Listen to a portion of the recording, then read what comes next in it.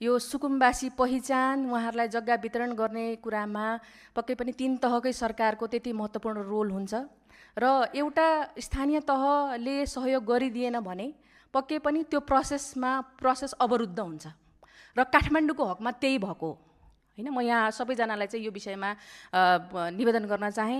अहिले होल्डिङ सेन्टरमा 388 जना परिवारको अहिले लगत सङ्कलन गरेर उहाँहरूको डिटेल्स लगिएको थियो। त्यसमा 58 को निवेदन फारम भरि सम्बन्धित जिल्लामा पालिकामा पठाइएको छ। 51 को चाहिँ जग्गा भेटिएकोले उहाँहरूको निवेदन अस्वीकृत भएको छ। 51 को पहिले नै आयोगमा दर्ता भएको हुनाले चाहिँ उहाँहरूको हकमा भोलि सूचना प्रकाशित हुँदैछ र हालसम्म हामीले जहाँ चाहिँ उहाँहरूको डिटेल्सहरू पठायौँ सम्बन्धित जिल्लामा सम्बन्धित पालिकामा पठाइसकेपछि पालिकाहरू वडाहरूले चाहिँ त्यो सूचना उहाँहरूको हकमा निकालिदिनु पर्ने थियो। तर के भयो भन्दा 4 वटा पालिका बाहेकले त्यो उहाँहरूको नाम जहाँ पठाइएको थियो त्यो परिवारको चाहिँ त्यो सूचनै निकालिदिनु भएन हैन।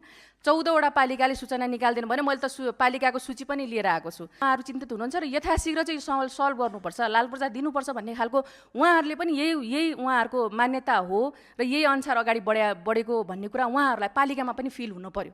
त्यही भएर जुन आज सार्वजनिक महत्त्वको प्रस्ताव यहाँ दर्ता भएर छलफल भइरहेको छ यसको एउटा कपी भए पनि सम्बन्धित सबै पालिकालाई पठाइदिउँ, पत्राचार गरिदिउँ र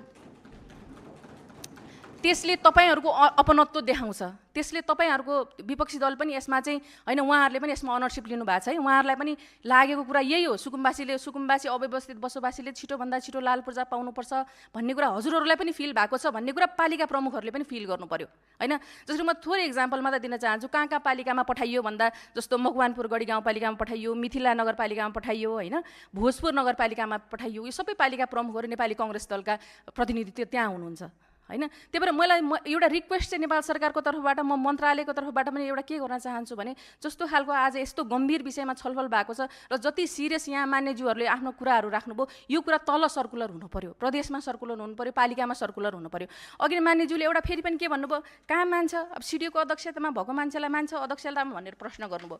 त्यो भन्दै गर्दा फेरि हामी जिरोबाट सुरु गर्ने अथवा त्यही पुरानो जे प्रवृत्ति थियो त्यही दोहोऱ्याउने हो त मान्यज्यू? मेरो प्रश्न तपाईलाई छ। किन भन्दा तपाईलाई थोरै एउटा एक्जाम्पल दिन्छु। 87-88 आर्थिक वर्ष 87-88 देखि 82-83 सम्म 3टा आयोग मात्र गठन भए। त्यो 3टा आयोगको खर्च तपाईको 2 अर्ब 11 करोड छ। 3टा आयोगको खर्च अझै यो कहिले 47 सालबाट बन्न थालेको हामीसँग रेकर्ड भएको थियो, त्योभन्दा अगाडि पनि बनेका थिए। त्यो पछिका आयोगहरूको खर्चको विवरण निकाल्ने भन्यो भने त अहिले यो नम्बर बढेर कति बढ्छ होला हामी सबैजना आंकलन गर्न सक्छौं।